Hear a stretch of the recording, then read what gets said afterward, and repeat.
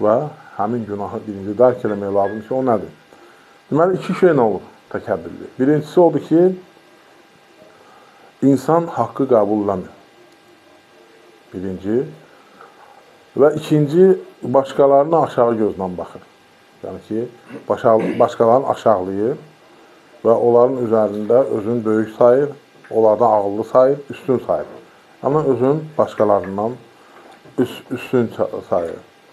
Və Resulullah sallallahu aleyhi və səlləm hədis şərifində buyurur ki, İbn Məsud radiyallahu anhudan gələn hədis şərifdə La yədxulul cənnətə mən kənə fi qalbihi misqalu zərrətin min kibr. Deyir, kimin qəlbində zərrə qədər təkəbbürlük varsa, cənnətə girmir. Deməli, o zərrə qədər təkəbbürlük, o xəstəlik insanın bütün qəlbini məhv edir, bütün həyatını məhv edir. Cənnətə girməsinə nədir? Qadağa olur.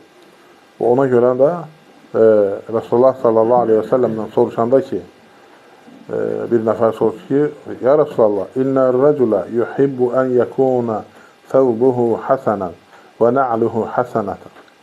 Qalə Resulullah sallallahu aleyhi və səlləm, İnnəllaha cəmilun yuhibbul cəməl.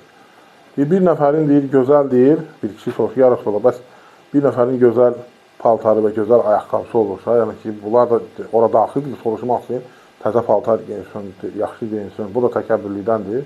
Bir Allah Teala gözəldir və gözəlləri sevir. Yəni, gözəl olmaq, daranmaq, təmiz geyinmək, ətirlənmək, bunlar təkəbbürlüyə aid deyil. Əl-kibru bətarul haqqi və qamtun nəs. Kibir deyir, təkəbbürlük odur ki, haqqı rədd etmək, qəbul etməmək və insanları nədir? Həqarət eləmək, yəni aşağı gözlə baxmaq.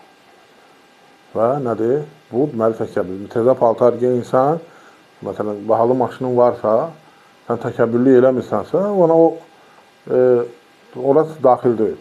Ona görə də nədir? O da soruşur ki, birdən bu da təkəbbürlük. Onlar həmən soruşurdular, öyrənirdilər ki, sahabələr nədir? O həmin o fitnələrdən uzaq olsunlar, o günahdan uzaq olsunlar.